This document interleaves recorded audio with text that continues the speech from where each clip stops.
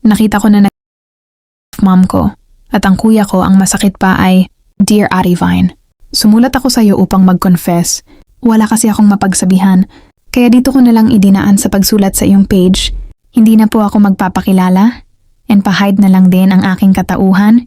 Dalawa kaming magkapatid. Si kuya ang panganay at ako po ang bunso. 17F po ako. Si kuya ay may work na, ako na lang ang nag-aaral. Bata pa lang ako nang pumanaw ang aking ina sa isang sakit. Kaya si papa na lang ang mag-isang nagsumikap na palakihin kami at pag-aralin.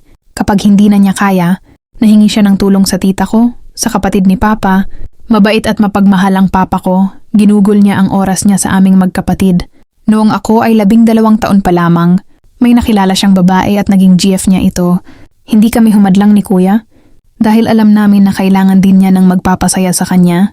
Paglipas ng 1 taon ng kanilang relasyon, isinama na ni Papa si Mama Letlet sa bahay upang maging bahagi na ng aming pamilya. Okay naman siya, mabait at maganda. Sa bahay lang din siya at walang trabaho. Fast forward.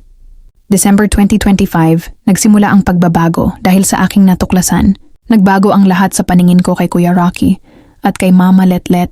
Hindi ko na magawang kumain ng sabay sa kanila sa hapagkainan dahil sa sobrang nararamdaman ko sa tuwing makikita ko silang nagkukunwaring maayos sa harap ni Papa.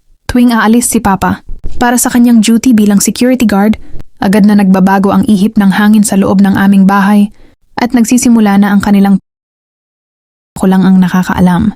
Isang gabi, nagkunwari akong masama ang aking pakiramdam para hindi makalabas ng kwarto at obserbahan kung itutuloy pa rin nila ang kanilang masamang gawain.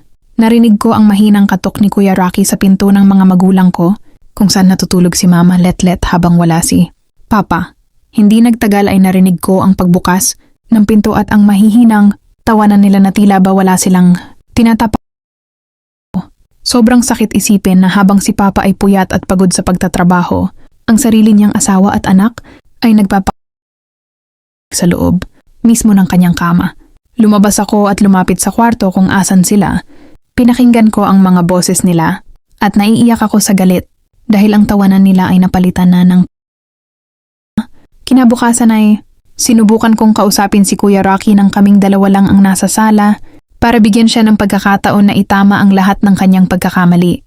Pero sa halip na makinig o makaramdam ng hiya, tiningnan lang niya ako ng masama at binalaan na huwag akong nangingialam sa mga bagay na hindi ko lubos na nauunawaan. Sinabi niya na matanda na siya at alam na niya ang kanyang ginagawa at huwag na huwag ko raw susubukang magsumbong kay Papa kung ayaw kong magkagulo ang pamilya namin. Doon ko na-realize na wala na silang balak. Tumigil at mukhang wala na rin silang takot sa kung anong pwedeng maging resulta ng kanilang.